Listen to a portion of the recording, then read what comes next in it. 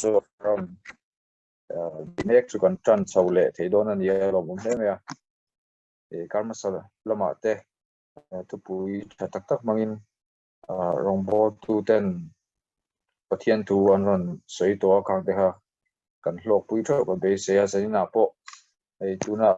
claim view ngin lang mai la join sel pro ngai tai la to me chuan ama sain kan tran na lo trong trai nga chuan kan program ma kan lu chaw don nge lo trong trai ngu in mangai tu kan pa wa na mi zanina hun tra te min pelia kan lo me ti chuan zanina hian thu poi mo me kan tha ho le dona zero le dona nangin minom puin kai throi le la kai throi to na song song arom tu kan hril che ni zanina hian pa program on tour ria lo dong tu te song song mangin kon hroi khom la lok taka sanina I thu te kan zir ho thenan mangin om pui thau la kan presenter tur po nangin om pui la tharau ti buat se nangin also mong che so song so iso ming long te soi chung kan an dile amen zanina hian evangelist lalian moi pachuo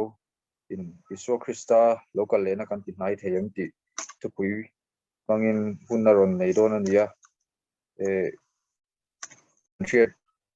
evangelist lien jo tuna evangelist na talking pathian rong bol mek in oma Spicer College ate BTH chu kania tuna thian rong mun kin bol mek ani ti kha karam soidua zanina a paper present to po hi apimo country ante sang mi share pa ka tu el ta lok taka kan ngai tha ka intena patien tu cha hi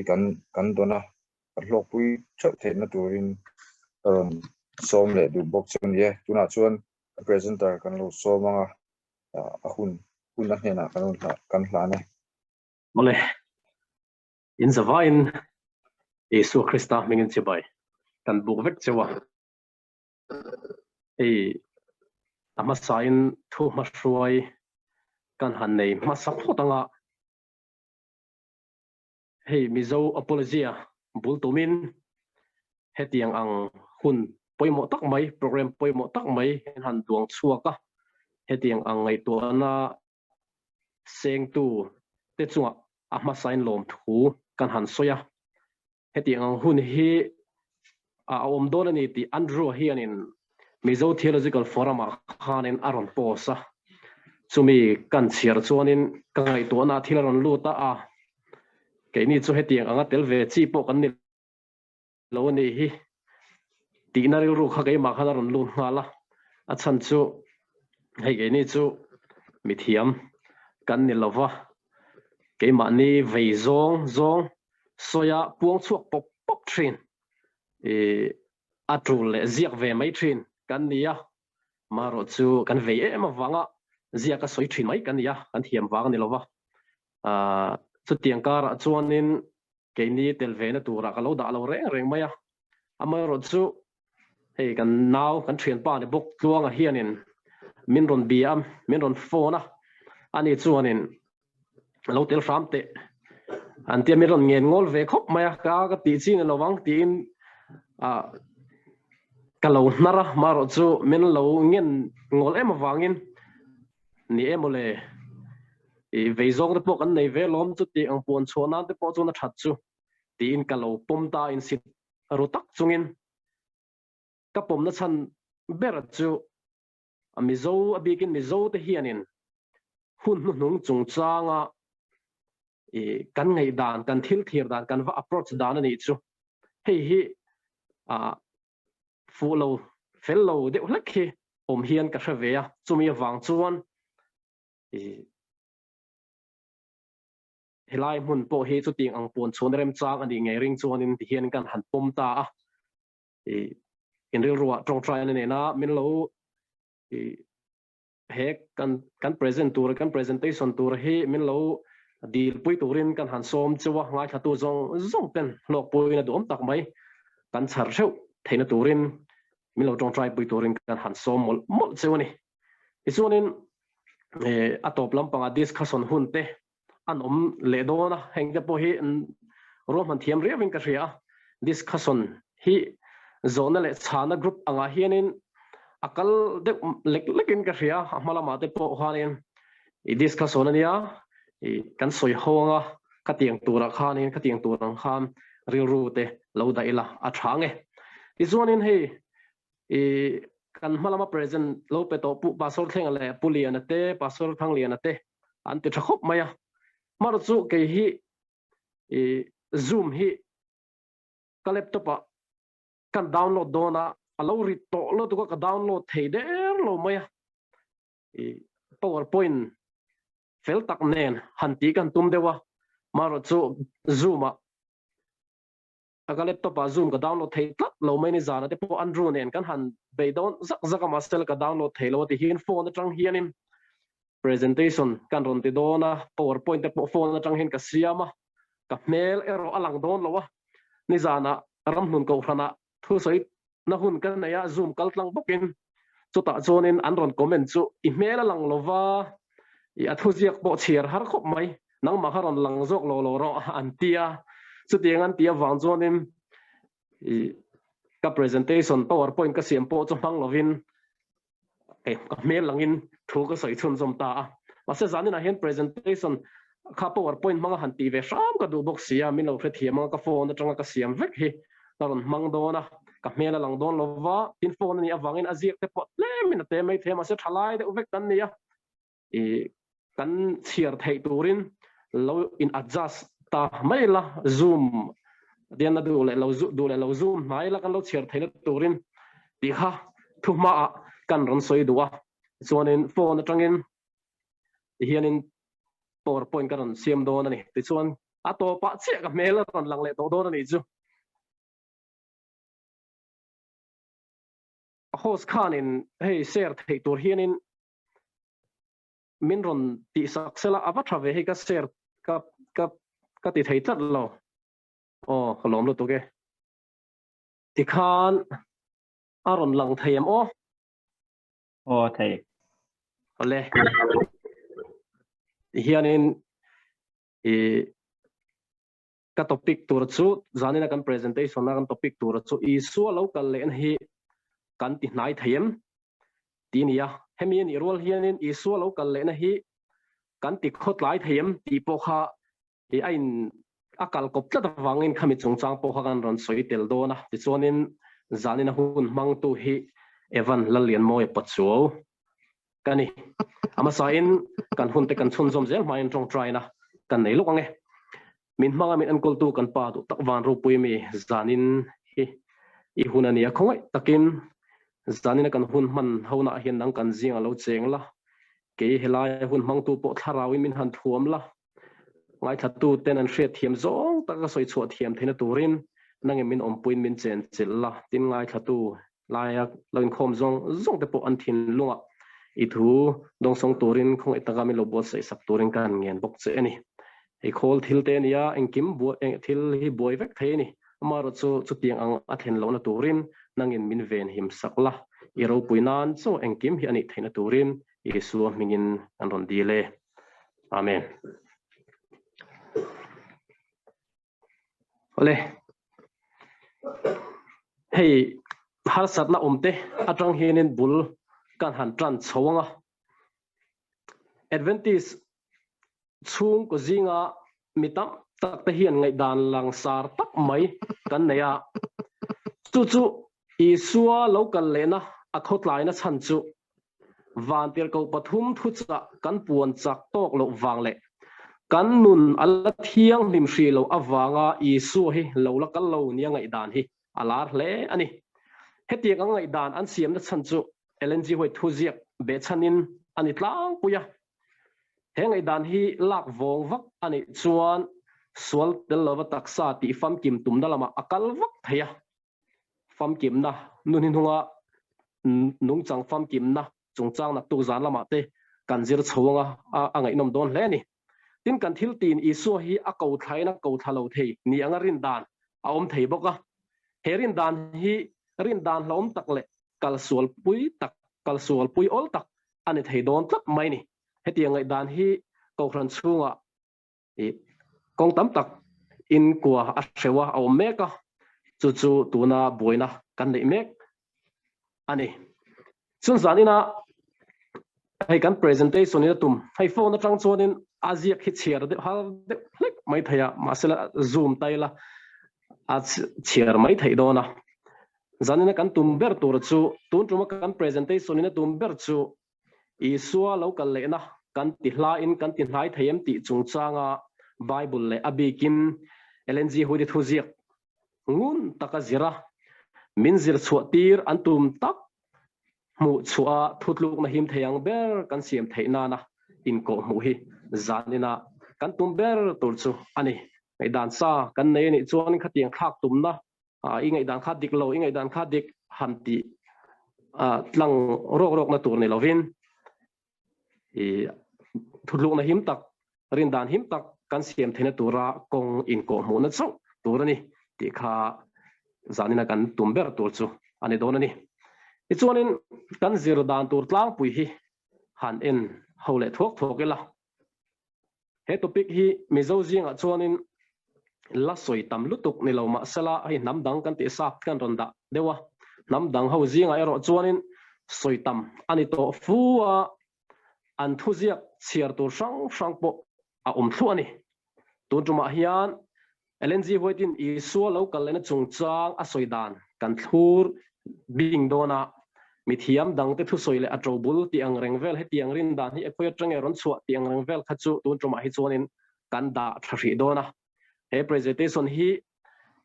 keima ina research tia boy pui kan lem lova ni ina zirbing na anlo nei to sa be chana lo bo sai mai kan ti hi kan han soitel bok ani he mai na ti khanin le khabu sang mo tia zuk zirbing na tak ha kan nei lem lova mi na an lo zir to be chanin ron bo sai don ni ti kha kan han soi masa tu bok ani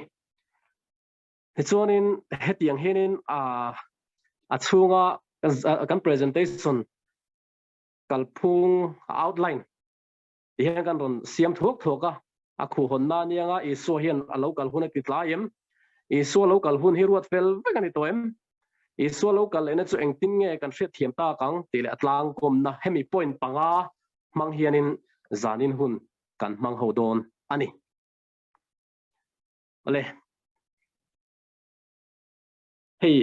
isua hi local le don ti hi man atanga soi to ania Adventist te be chon William Miller movement chawatang khanin Adventist movement kan ti kharon in trana isonin khatiang William Miller le apolten kum saka zare somli pali October ni somni pahnia isu a local don ni anga an ngai atangin hei kumin sang ni le somni pakhat ani towa kumza som sari le pasari izet aliam le tareng mai ni chin chian chi sang te isu a local don to chin chi sang te kha aron theng chho zuta theng lo polo ma theng to po ma theng mek po alo mani maro chu etun thengin isua alo local lo ani hi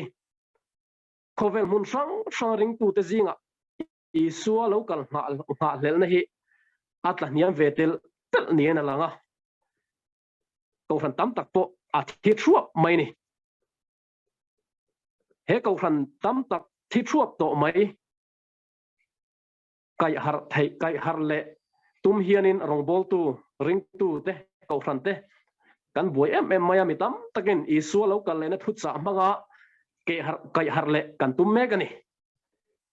Mizoram po harna ko fan chu harna aron hen theina tur a thupui poimo bernia ka riat chu mo nei tu chu local done a mok turin lo chu ru khai ti thutsa isua local le na thutsa mang hianin ai ring tu muhil to te hi in kai har le na ta na poimo berni in ka ria ani izon Adventist ko ran te point he thu cha hi ma na tanga tun thengin kan thu cha lai mu ber ala ni renga izon ko ran member then khat te phei chuanin chat engamo an siama isua local kumle tha chu chat manga chut chuak ta nia in soi te po an om hialani mi zo zinga te po hetiang hi soi turan om mase hetiang anga an soi huna hian isua alo la kal ngai lem lo alo la kal ngai lem lo ni hei tun thleng pon alo la kal lo hi hetiang mi tan an soi dan chon isua lo alo la kal lo na chan chu ko ran te kan la in pe lo wang ani tin an soi thil ni pathian nung chang e ma ni mang hian puan choina lom lo tar lanin lom lo ti hiam an soi thina ni hemi chung chang hi tun truma chuan kan en ho ber ani don ni abikin zol nei ziak alenji hoit aziak atangin kan en ho don ani isu hian alokal hun ati khot laim ti chung changa khan hanlut chodon ni la eng vai nge isu hian alokal hun ati khot lai nia mi then khatin an ngai zol nei ziaka alo in ziak rengem bible alo in ziak rengem ti kha toy te in kan en ho don ani bible a chonin ti hian kan muwa mi then khatin muanga an rot angin lalpa chu athutiam konga chon muang love tu ma boral du lawa mi zong lo sim duin nangma ni lama ado thei ani zoke tin petera ton hi bungthum chang kuwa kan muni hemi atang chuanin isu local lo na chan chu keima ni min la nga wang kan sim hun kanin pe hun min la nga wang ado thei wang ni in alangani tesung kum sang zare somre le pathuma elenji hoi ti chuanin kum sang zare somli palia beidon na thlen nu khan Adventist te hian anrin na in pum khatin lungrual takin vanter ko pathum thu cha hi puang ni se chuan an ma ni kaltangin na na sata ka tho anianga an na chu thok zo to in ami ten an lo man mu in Krista chu alokal to ang ti in azia kani helai chang be helaya athuziak han chiar chuanin isu local tlai chan chu ring tu ten chanchin than la pon dar tok lo wang len len pe lo wang ni in alang le bokani izon pathian mi ten an chala chin chian an don huna le soi til na huna ta nen pot sei huna Krista chu alo kalang tin asoi boka tin asoi zela ko ran thalai te hi sipai thatak anga in bot sei ni selang chuan reilo te khovel hi a in bot seianga isua alo kalang ati bokani henglo po hi hemi chung chang soi anei nuala hunin min dei don lo wangin avain kanta lang vek seng don lo ani heng thuziak sang elenji hoi thuziak sang ata kan mu thei tak chu elenji hoi hian ko ran te kan line pe lo wangin isua local hun hi kan ti khotlaya nun thiang lim le chanchin thapuan darna mangin a local hun hi kan ti hnai thei ni in asoi nge nia hriat ani maro chu khatiang ang athuziak kha han pom don taila zo na tam tak ke mani hen om tlat mai ni zo na tam tak ron lun hal truk mai ni hian han en taila zo na thei then khatte ma thai bung som ni pale chang som thum paruka chu mini le dar kar ero chu pa chau lo chuan tu man vana van tir ko te po in an fellow atene helai hian in isua Krista local hun tur chu pa in asia pa chau lo chuan tu man an fellow tia pa in asia atene pa in a fiat vector se chuan isua local hun hi ruat fel diam ani to lo mo ti kha zo na a om ta ni izon pakhat dang le chu isua hi keima ni kan lein pe lo wanga lo la kal lo ani si chuan engtia rei nge keima ni wanga ti khotlai aniang ti zona kha oma kan sim fam kim hun le nung chang fam kim kan nei hun min ngak ani chuan engtika nge chu du thu sam dun chu kan nayang mi hring te chu in pe hun tak tak kan nei thei don po hin a hriat lowa kan sual zela hetiang emin ngak zela ni chuan in isu hi a local thei lo mai thei ni hetiang min ngak ton zela ni chuan easy hoitin hemi chung chang hi a soi fu chi alo tai ni yang nung chang thiang lim fam kim kan nei thei ngai lo tur nung chang hi min be sayam ni ti da zona aron lu truk maya tin chan chin thapuan dal tepo a khovela mi hring an pianga an thia de khan an piang thar zela no sen an piang thar zela en tik nge chan chin tha hi kan puan da a zong ti de kha ril ruwa zona tam ta ron lu ta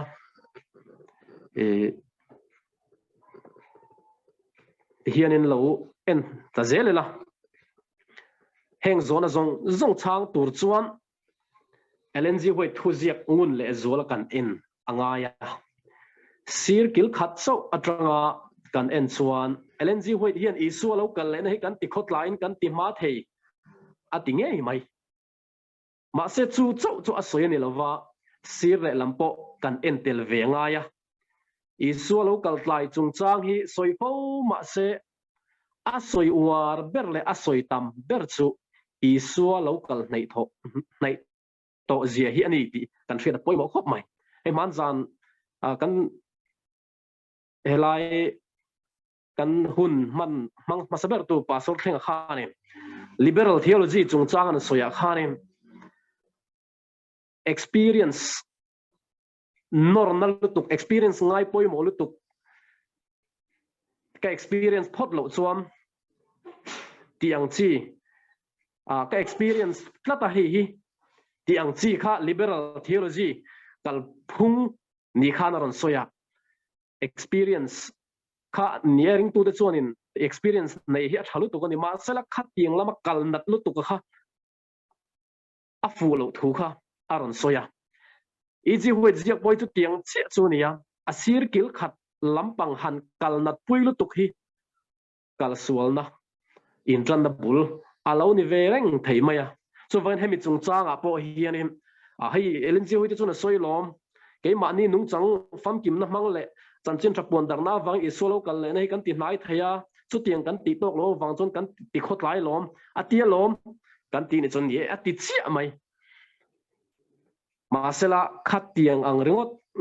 a khanin kan in hata thutlu na kan siam hala ni chuanin kan ti fu lo de mai theya asir le lam enge soi thil danga soi ti kha kan en ho anga yani NNG hoi dina soi war berle asoi tam ber chu isua local nei to zia hi war takin asoi te hi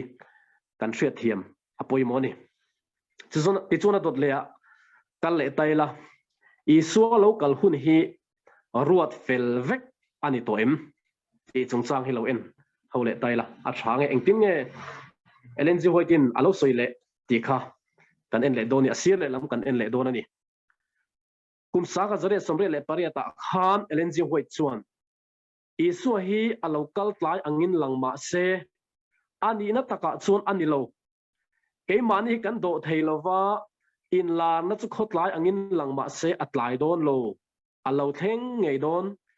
lungai viau maila kan rin na hi a hlo cham don lowa kan chevek don hek lo khotlai anga alan na hi ani na taka chuan ani lo pathian hian alo kal hun tu ruat anei diamani tin alo soile bokani chu helai tang chuanin isu hian alo kal hun tur hi arwat fel diam to ti kan ring le theini chun in larna chuan isu alo kal hun le dar kar puan ri ka hria ma se in larna ka mu zo chuan pathian thu soi chu chete po ka reng talowa alo kal hun tur puan ri ka hria chu ka reng talawani ati bokani helai tang hian isu hian local hun tur bituk timetable fel tak anei sa ni ti a hriat vek maya chu tiang ne lo se a local hun tur kha easy hoi khanin a reng lowang a local hun tur kha in larna a hmuwa a hria amai ro chu khati in lana tanga ron har chole khanin eng ma kha a resun zum talawani hina soi zela rilok naro pui tak bible kan hua chuan pathian in engkim hi athunun vek ti atilanga van boruak zau taka arsi de khian kongbik nein mumal takin an chea chutiang che chon pathian ro manna po hi a theng ma don lova a khotlai don bok hek lawani ti in alo ziakal mai bokani chu a hun taka aron kaldon atiani daniel bungkwa chang somni palia tanga ni saria po pathian hun ruata tak ti so chu bethlehem alo pian thu kan muwa chutiang chia chon alo kal lena po hian pathian hun ruata tak ani le nge arin nomem emani mumalo dewin pathian hi a hirin om lova ama hi thil ti fel thap systematic taka thil ti thin pathian ania chumini awang chuanin alokal hun tur po hi fel takin arot nge yang ti hi arinom me chu tiang chuanin lng hudi ziaka po kan mu tabokani ta chuni mi then khatin chu tianga isua local le na hi he chanchin thapuan darna mangle in buat sei na hanga kan ti nai thei lem lo ni chuanin thu veng maila ni mailom engma ti lovin omila ni mailom ti ngai dante anei thei ni chu ngai da site khat chawa kal forna ani le ta ni chu kha a hlom em mai ni bible chuan in di hen asoya heram chanchin fra hi namzong zonga thrilin a omanga chumi zo top na chu alo thengang ateni mathai bung somni pali chang somthum parukna akko frante chu khovela an rong bol na lena ram la zel turin mo phurna lian tak maila le suan apeni chu mo phurna poi mo lu tuk mai chu ring tu in buat sai tak tu te chuan in an kalpui dona tuna pon kalpui me to an la kalpui le zel don boka rong bol du lo ring tu te chuan an mo phurna an hlen lova pathianin an kova ada mo phurna kha enga ma an ngai lo ti na ne don ani chanchin thapuan darna hian isua lo kalhun apot nai anilova ring tu te hian isua lo kalma nge rong bol na hi hlen tur kan izo kan ni he rong bol na hlen tu tur jing a hianin kan pel vel wong ti lomem emmaya kan mo phurna kan ti lo nei chuanin mirin nom lo boy swal rinom lo din mun kha kan din mun tur ani don ani adot le kal taila ani chuan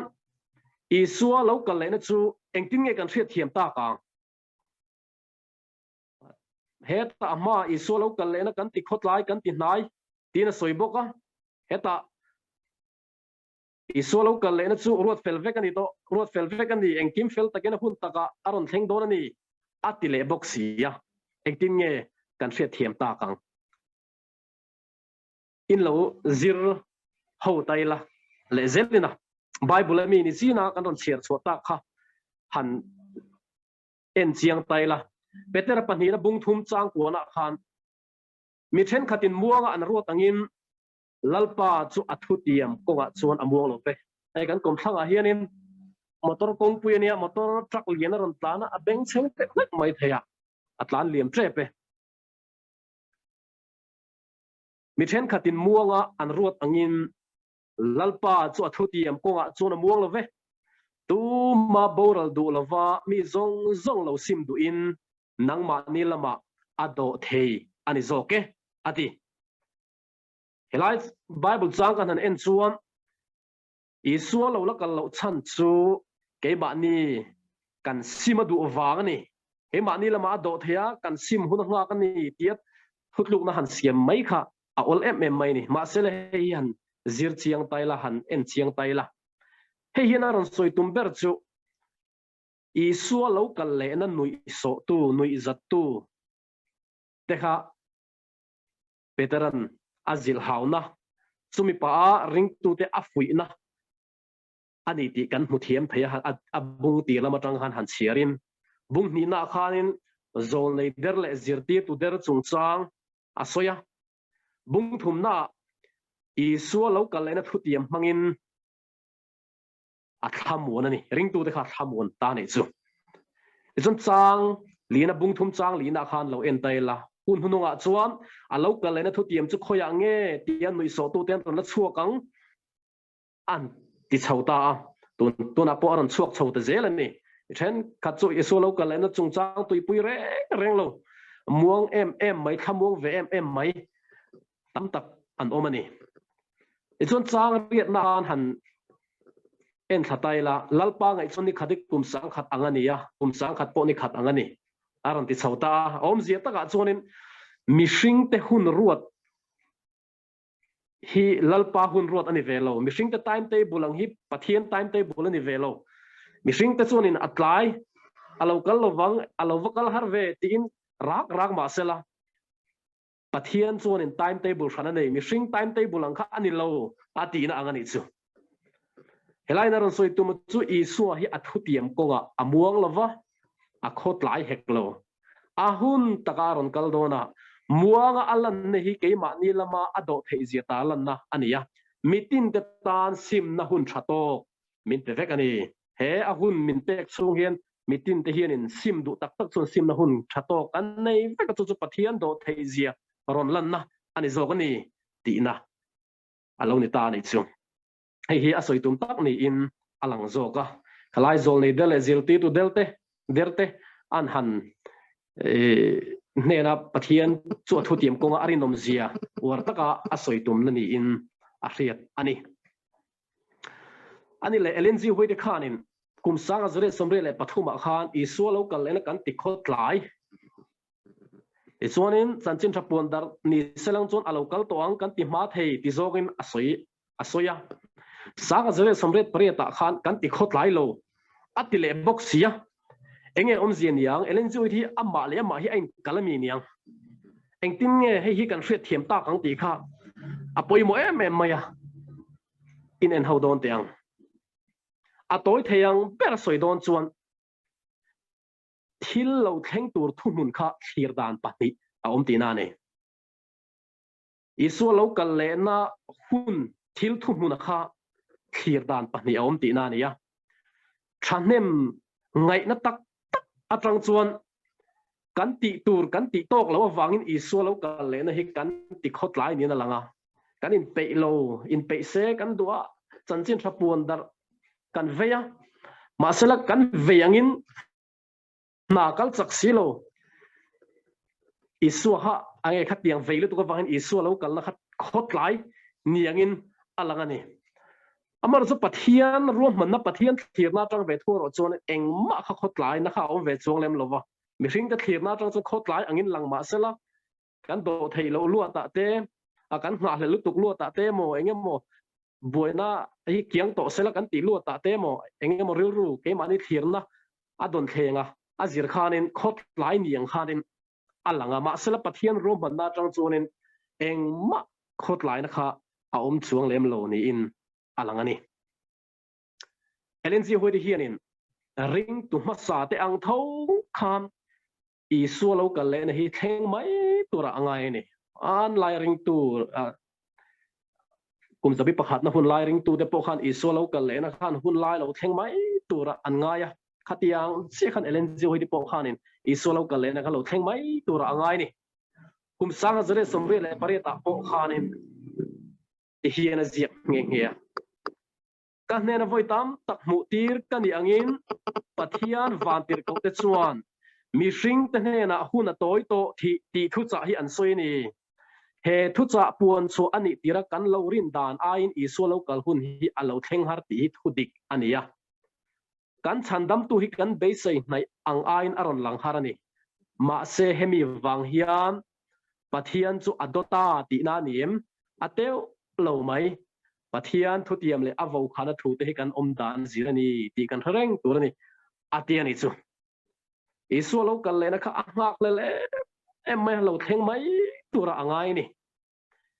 mi hi thara ba kan kha tak chuam lal isu lo kal le na hi lo theng mai tura ngai na hi kan nei thina tu chu mi hring ta thir dan ani thina ni isu local le nei hlat deu anga kan ring ani chuan in keima ni poi kan lo in tha da nge thina kan in buat sei na te hi lo nep deu lek thina chu LNG hui di po hian in so local le na kha ngal lem awangin a local don kan in pe lo awangin a khot lai ni ti zongin a fui ta a tur ta ni chu in buat sei tur khanin na sa ta ken a tur ta ni chu zan pathian thu tiam le avo khana thu te kan om dana zirani ti kan fereng tur ni an ti te hi kan fel chuanin aron kal hnai aron kal thuai kan sual chuan aron kal har de ti na lampang angai thei tur tak ania masela khami kha om zia tak tak zo ko chu a thu ziak dang te kan han chiar chuan i keima ni hi kan in buat sai chuan i so local le na hi kan ring hnai local mai tura kan ngai don ni kan hak tel don ni ti kha soi tum ni in a fiat thei ni in lo enzel tai la hian soya i so local huna chuan ammi te chu an lo in pe to anga tun ma an sual na sapau na le setana du zong nung chang te chu an ma ni atangin abawang chu in pe tur khanin in pe na in buat sei na kha athu pui poimo berani sual ne na nun hi kan la dam lai nge hian kan nei tur ani ya i sual local le na hian kan nung chang hi aron siam tha to don lo ni ate boko nei chu ai poimo khop mai sual nia kan hriat thil thalo nia kan hriat chu he kan dam lai nge hianin kan hotur ania kan ne tur ani i sual local le na hianin kan nung chang thalo lai aron siam tha to don lo ni ate nei chu heng athu soi tang te hiam LNG hoi hian i sual local hun pi voi pui a in chumi huna ta nung chang in buat sai atul zia a soi ur le ti a hriat thei ni tu lai ko ran chunga mi tam takena kan boi pui dana chu a hun bi hi kan boi puya i sual local le na atana in buat sai na tak tak om chuang si lo hiam enga ma thil tharlam lo theng lek hi kan boi puya chu ting chu na om popin a soi chu ting chuan thila theng khat tiang kha kan boi pui em khami kan han thret khanin min ti philia chumi boi pui a in i suwa enge kan tiang chumi hunata na i suwa local le hunata na nung chang in buat sai atul zia kha a soi war le ti hi a thu zia khang atang hina hriat theini i suwa local thoi tur anga ring tu te chuan chu hun chu an nga ka an thira an tong traya chumi ni lo theng tur tan chuan midang te po thanem nga takin buat sai thina ni isu local trade to ni angai tu chu an tong traya an thira an hla ka anin buat sai thina ni masela chu tiang ne ve lo chu an ange an kha da em maya boy sual bible apokan mu ka tekin thu boy sual ka pu local lock don lo atia an kha da em maya boy sual ti in kan bible chuanin alo soi ni isu local lock don lo tia kan rin hi chuanin kan fing view mai thea mishing fin na chun masala kan tharau nu ne ro chu angai tom lam ani mai thei ni asan chu in buat sei na kha han min nei lo tir thei ta thin wang ani ti hian soya mi then khatten khovel hi rei taklo om tura an ngai wangin leiro puina an uma i suwa local le na hun thira ngak tu te chuan le hian khwal jin mai kan ni je kan lan tira wana kan in hi he khovel aya thazok chu kan zoni ate ni chu ai thatu te jinga hianin enge kan khir kan in thale zok kan in thazok wana mi hi kan zong vem chu kan om dang kan in buat sei na hianin kan zon le zon lo chu alan tir chiang don em mai ni mi then khat chuanin LNG hoi ti thu ziak be chanin khovel hun lo zel dan tur chat an siam thina ama LNG hoi tak chuan a siam ngai poina hriat lova heng chat te hi abuat sei tu zirin adang lam ve fo maya kan malam hun a thil lo theng turan soi hi chat ne di khan soi thina abuat sei tu zirin adang lam ve fo maya then khat phei chuan i so lo kal le hun chuak ni ta te in ani soi thina ni mi zo jinga po hi anom kan ti to kha hetiang thu cha mang hian har na te chu an thleng ve thin ma se thil then dan ero an thu soi dan nen ain an le thin lo awangin chu chuan a ma ai thalo zo a then thei ta thin ani LNG hoi di hiam hun bichin china khir ngor turin min tingot lova chu ai chuan keima ani nung chang bol lo om te en fia fo turin min fui zo kani avan poimo em hei hi shilok na in enge soi chutiang khatiang chuti in shezul maila keima hi in buat sena tak om chuan si lowa mi ka rel ngai kala rel renga mi ka huat ngai kala huat reng ka tuam ngai kala tua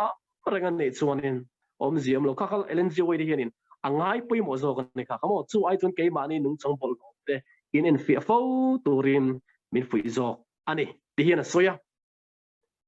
rin na nen ni tin nuang cheu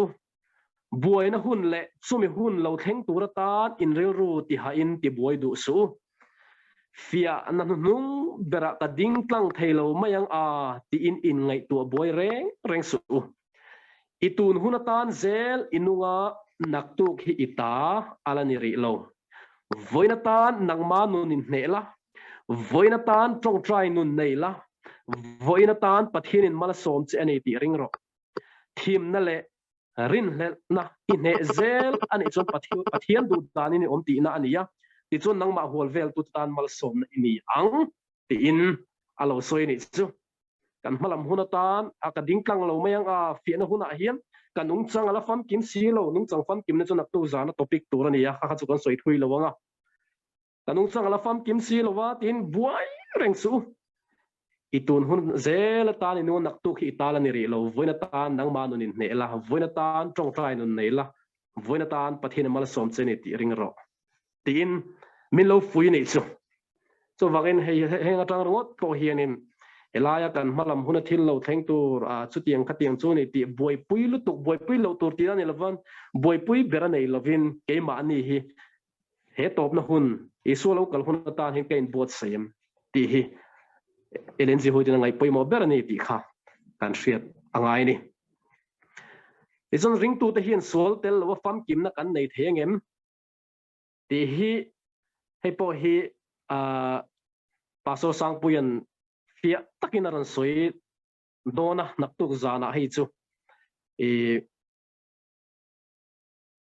nun fam kim na mangin lali so krista lo kal ne kan ti nai thei tingai dana kha aran pianga maro chu he nun fam kim na tak hi he suala thluto mishing sualina ti mel hem to nung chang nei tu te hi chuanin I so nung chang fam kim tak ang tak eng ti kong main kan nei thei ngai don lova isu kan nei zo po le kan sual zia kan hrianga kan in pe chu tur kan nei zia kha kan in hrianga helaya ka ti le ti lo ka kutina chumi chu ka sim chumi chu ka ngei chumi chu ka ti to lo han tia than chona manga fam kim na kha eng ti kong ma im kan nei thei lo ni hela hianin entai la cover sa khuana hian ti thiang hlemna chung chang ngai dan dik lo le hlom tak om kong tam taka ti thiang hlemna nun ne in chal tu te hian atak taka chon an nei lo ni adi an thiang hlimna chu tongka in ngat ani Christian nung chang fam kim na zong tak tu te chuan sual nei to lo ngai dan hi an nei ngai lowang Christa chen thei tura an ngai tu an na thununa azom na chu an nei po le an nung chang thiang hlim na chu an mu chianga an nung chang bol hlo na chu an mu chiangang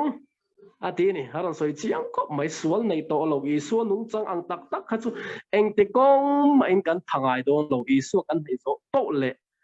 kan sual zia kan hrianga fam kim na thiang hlim na nun ne in chal tu te hena tak a chuan nei lo alo ti tho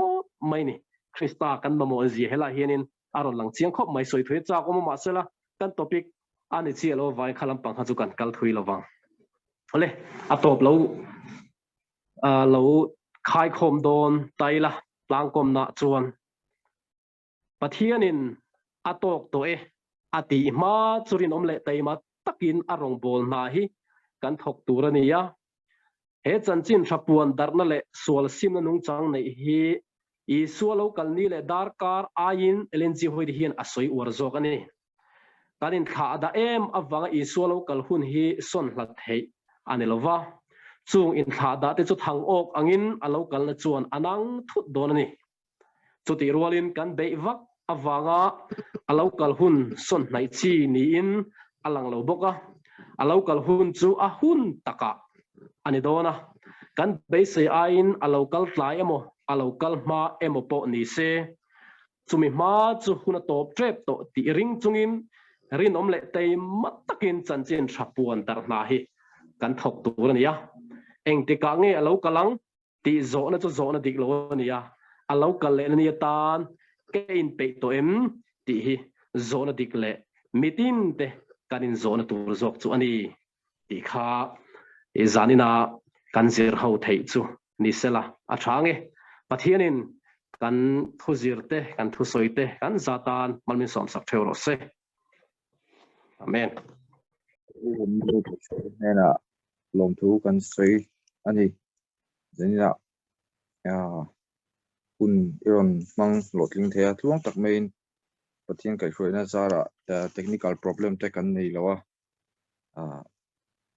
ngai thatu te pon kan hlok tlan thau ka be se a chung kan ti dan thin nang khan zona le chan na le soi ho na kun kha kan nei chho do na nga ma se chu mi ma chuan chung te kan lo ngai tu chungin ti taila zai fakna la kan ngai thanga ain pe to tura ngai la Jula Esther lalmal somi kha kan so manga ti chuan chu mi to soi ho na le zona le chan na te kha kan nei chho do ni Thiên đô quý nam em mẹ tôi kỳ vọng ngày sáng nhé.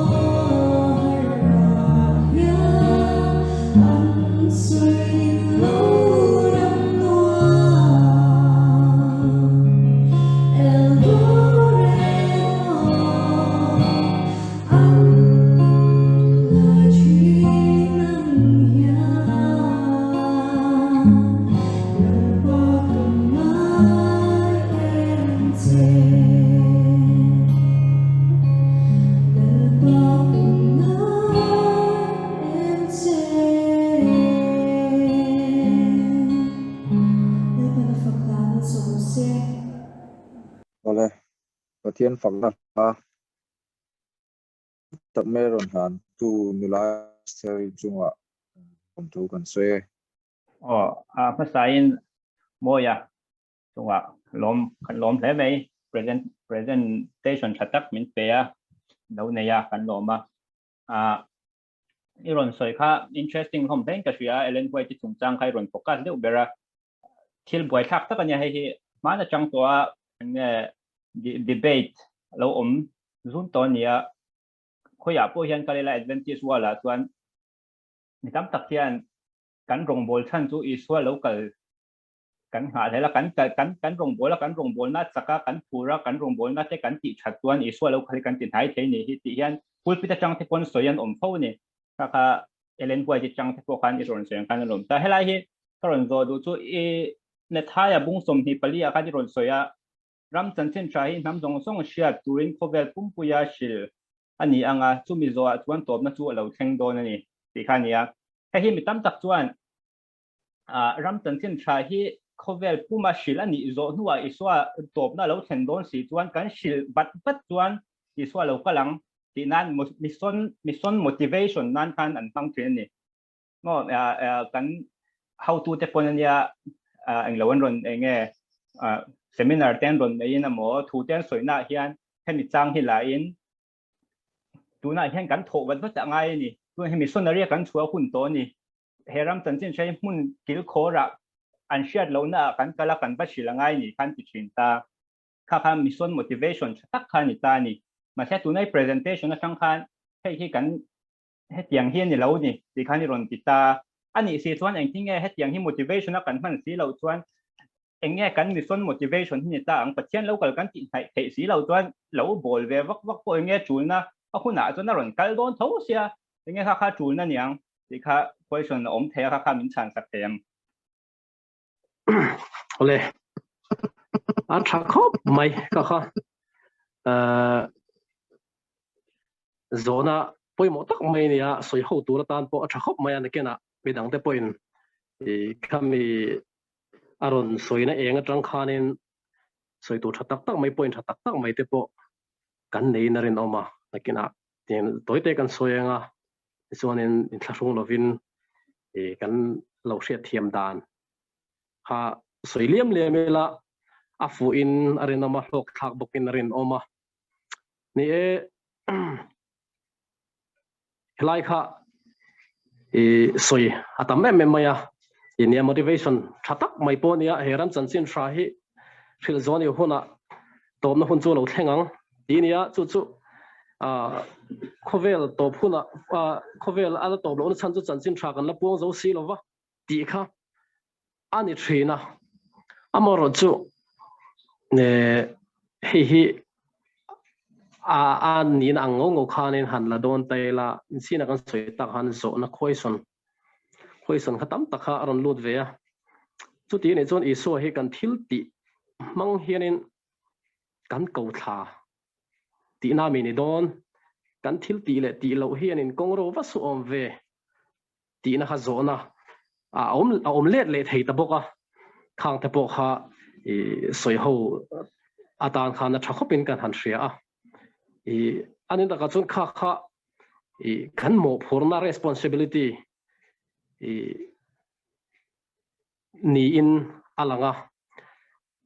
chu helaya te pokan han enkol la kan mo phurna ring tu ten ko khan hoten kat ko tla bo phurna ania khatia chu tianga ni silo chunin kan om mai don ni han ti kha extreme taka lak le na kha ani le hlo maya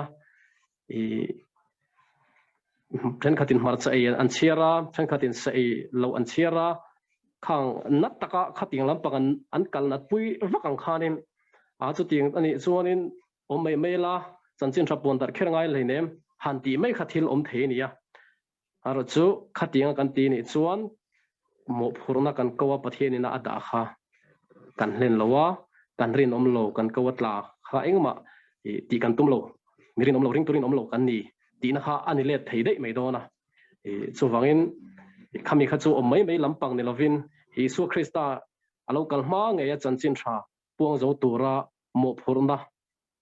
pe kan nia chumi zinga tel theu tur chuanin chu kan mo phurna ni ti kha kan han soi thei chuni mesela medangin idea khat chan na thazo ke mo soi dal du thazo kan nei ni chuanin ni dang khan han soi vesela thang ya alo mom hle mai ti khan zo na ma saber kha aron luta midang tuna an soi zo na thau kha comment du emo zo na dang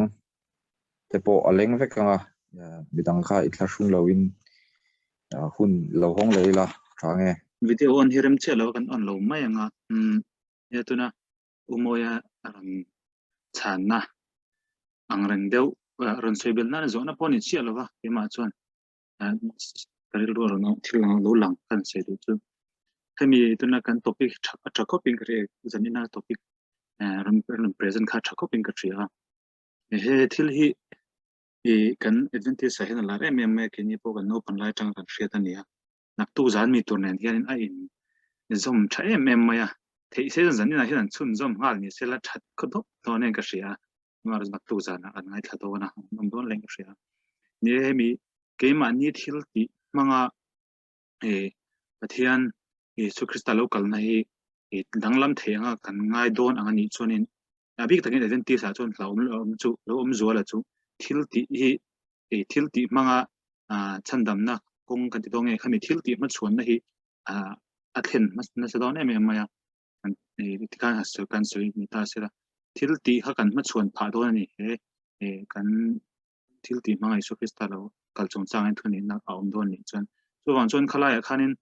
kan thret tu pakhata ke ma na karel do ka het then na kan share du chu heram chanchin tha hi hril zo ni huna chan isu krista lo kalang ti kha ania khala han gun ta ka ngai tu chuanin khami kan ni chinen soyang kan thu hril ina kan hril zo in dara zira rom kal the tur ngai the ni lai khan bible la pathian thu zia da ni amak ve mem maya abrahama afapa isakar lan khan pathian khan tu na chuan min khalai bible cha ja chi ha ka chi to bi la chi la wa tu na chuan min ti tak zata ni ti ka khata ti chau mai ni pathian khan ama jong khan lo la ngai ro reng reng ti na em ni yang ti khak ngai tu ngai ni khatiang khan pathian khan tun ma aril ru lam le tang chi te kha pathian in kim hrek sing ti lam le ngai khopa a om tiang tu chi kha bible han chau mai ni chu wan chon khalai apo khan tu na hianin min ti tak zata ni ti ka khata ti na chana kha mai na la ngai lo ni lawa khalai han aron in pon chu awang khan pathian in ama hriat tu in a sei chok mai chawani tiang du tho chuanin heram chanchin thai pon so ani huna iswa lo kalang ti po khan kan pon huna khan kan pon zo kha ama in entina ton tang kum za lo pong zo tai la lo pong zo tai la iswa chu kum za lo kalang ama ro chu kum sangwa kan pon zo chuan arong kalang ti lam pang ai ma khan kan hriat thiam thai dan kong pakhat tu chuanin ti ma chuanin kan pon zo huna kha iswa lo kal hun tur ani mai zo enti kan an siang khalai ta kha iswa lo kal hun tur kha kan pon hun dar kar kan pon zo huna kha ani mai zo mel torang khanin khalai pathian ron in sei chua dan ha kan hriat thiam pangai ka ria chu tiang ni lo chuanin kan thu pon na zir khan pathian lo kal tanglam the kan ngai ni chuni su krista lo kal nanglam the kan ngai ni chuan he ta ani lo lama kal extreme na te khang kha thing the pathian ron in pon chua dan kha kan hriat thiam ngai te ka ria akaron sei ba de noi ni ka jong kha kan sei du ni sei du nei mo zo na zo du nei kan om chuan ka thuna ngai mi lo ne ti kha karon sei la duwa ani lo chong kan hun kan khar chho me nga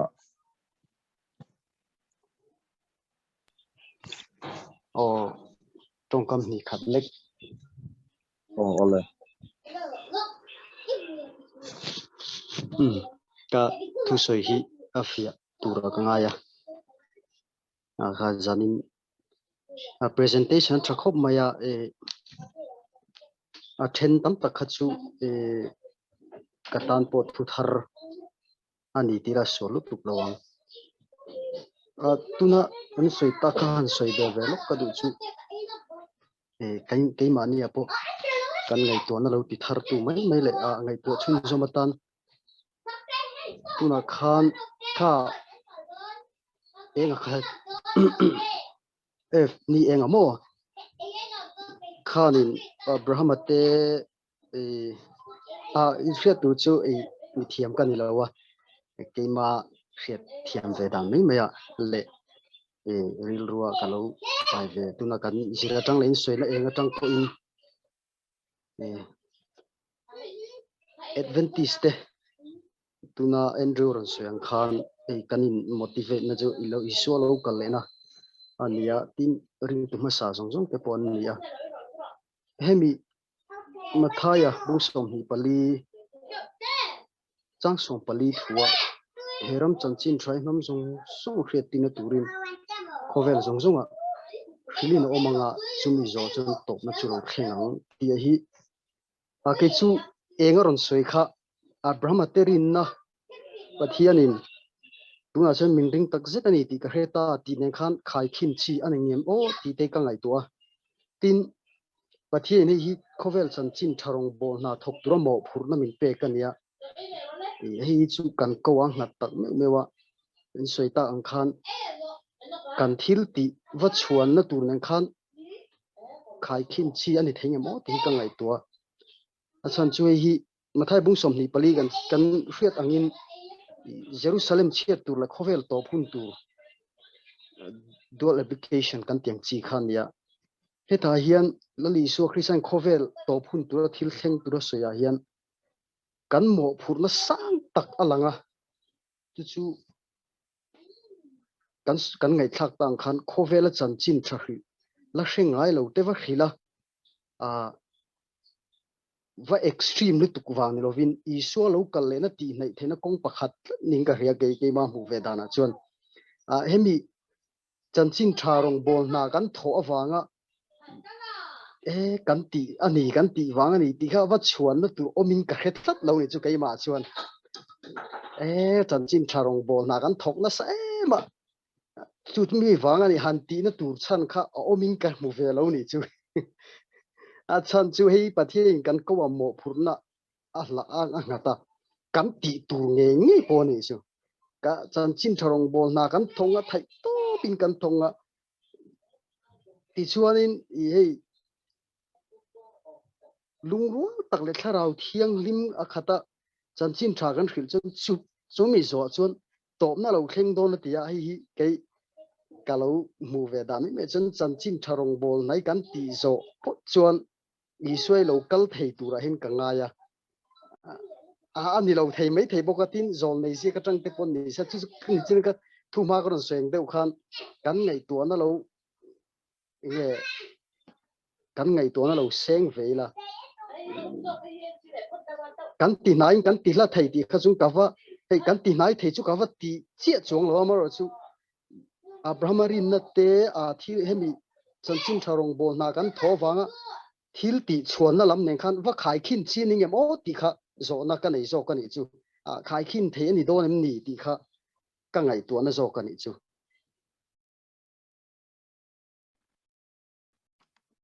khalai victorus ron sei kha umoi tan chonin a soi lam pang ni lo me thia kan lo chang a di dong nge ni kan lo soi fe du lo ka chu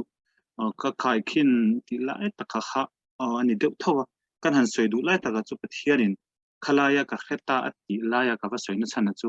I pathian khan a mai na lo hrelo ti na ni lo vin khalaya pathianina bible tong kam aron man dana kha mi hring te hriat thiam tura tong kam aron man dana kha ti mani na heti kan lo va mu ngot thi alo ni ti kha kan soi tum na lai tak zo kha nia an china soi chanchin thai puan zo ani khuna alo ka kalo a isu krista lo kalang kan ti po kha he kan puan na wang he ani kherangem ti lai kha kan soi dum chan nia pathianin abrahama mai no thelo ngai ni lo vin mi hring te hriat thiam tur aron puan so da kha I ta isu krista lo kal hun tu pathianina engkim a hriat lok chi ana khan I kha kan puan zo huna khan ani mayang em ti lai kha tan soi na lai zo ka chu ni ta kha te ma hriat thiam lo do min kan ria kan non soi fia to mo ka tho khata khan moi khan soi du ne mo topic kan isia kan lo soi vak maya se ke po tem soi kalai te khan kan soi vaka poem soi ro ang ngai nom lu tu kha lo ka du zo kai chuan khata khan ni enga ron soi kha helai pathian in nge kan tiang aril ru thak thì change his mind tiếng thế khát tiếng lắm bằng nên khát thế mà luôn iron soi đâu đó khát ta kan siat thiam tur tu na kan le lin dana kha chuan he anthropomorphism kan tiang kan anthropomorphic pathian in mishing te siat thiam thei tur zong in thil tam takhi expression amang ani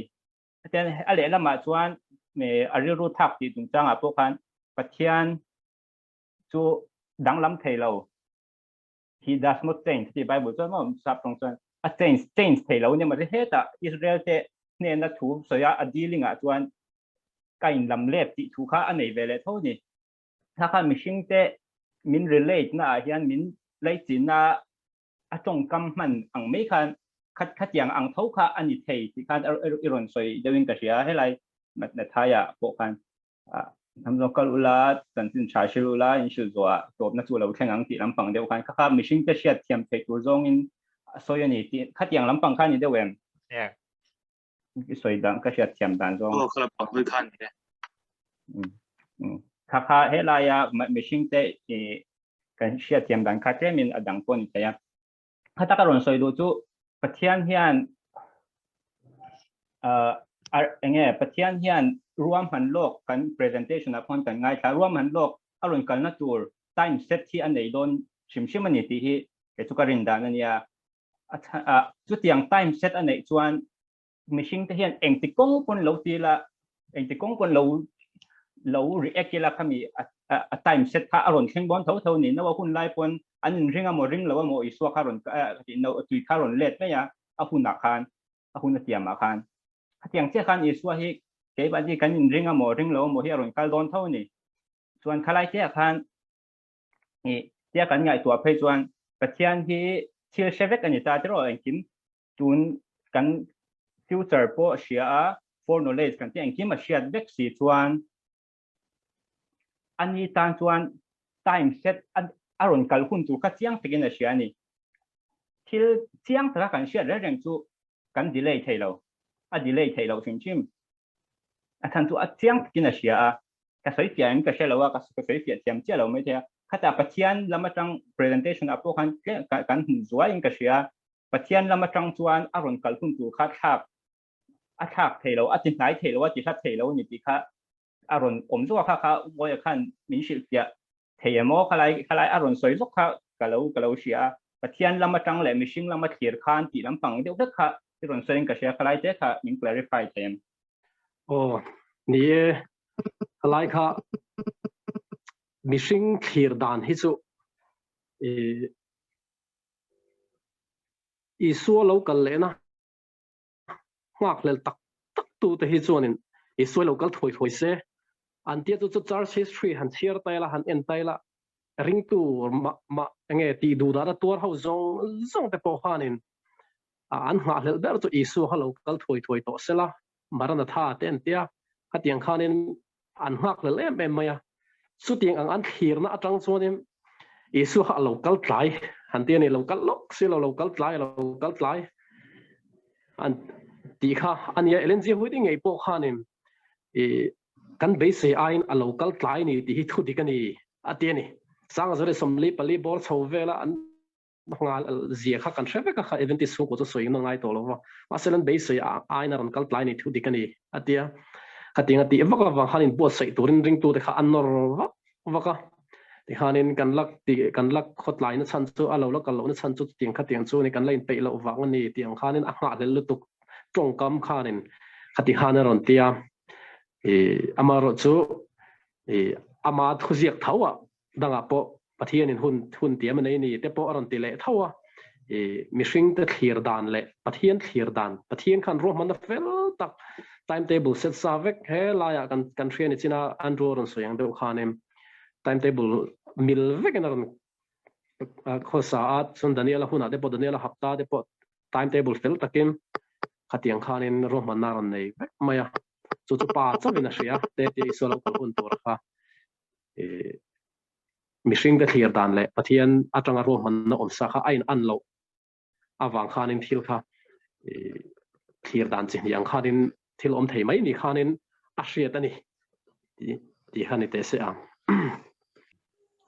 อารมณ์ผมเลยไหมค่ะสวยเขาหน้าชัดตักไหมเดี๋ยวโซนนั่นเลยชันนั่นแต่กันไม่เทีย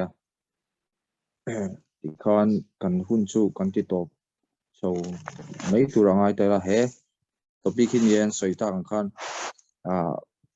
soi zui tur kha le ngai tu zui tur kha atam don le ka ria zanina kan thu ngai thak le kan soi ho tang ringot kha chuan afia so don lawa ngai dan chini kha om chho reng donina langa ma se til chiang tak ki ma ni pona kan ria chian sa chu rong siam kha atong a hriat lo tlat mai ke ni lama ke lama tang chuan soi du nei kan om ni soi zom ro le chuan nang lon tel zong zong te in za vai chunga lom tu kan soi duwa chuan nak zana hian pastor sang puan aron present le don ania thu pui ngai nom le poimo tak mai aron present le dona chung huna tan chuan loin buat sei le thewila ti kha karon som le du bok cheu nia ti chuan kan hun kan kharnan kan presenter kha tong trai na in min trin mai sela ti chuan kan hun te kan ti top don nia ole tong trai na kan nei nge min hmanga min angkol tu kan pa tu tak ban ro pui mi zanina e hun kan man donin inena kan ronin hlana ikai hruaina kan hun chung zong kan nge na nang chuanin min ti hlo tlen saka engma buain om lovin ya top te min hruai thlenga kan lom em lom thu kan hril che ni lalpa tuna khan isua lo kal len hi kan ti hnai thayem ti chungchang topic poimo tak le ursun tak mai kan han zir hova mihring te hi chuanin irua man na hi chu engteka ma kan hre chiang takin kan hre don lo ani maro chalalpa zanina zirlai kan zir ho tlem te atang khanin keima ni kan lo in buat saya kan hmalam hun thil lo thleng tur te thlir da thar le hria thiam na thar te a ngai khatu hemi chungchang boina nei tena kan nei pha ngei thina turin imal somna kan non ngen mol lani lai kai hroi tu bot sei tu te nangin mal somla fin na ten han thuam zela rem hria na tar ten nangin han thuam zela nak tu sanama kan hun man le tu te po thuang taka kan thlen le theinan ikai hruaina kan ron dil pokani engkim ero puinan ni sela chung chu khong min chandam tu isu mingin kan ron dile amen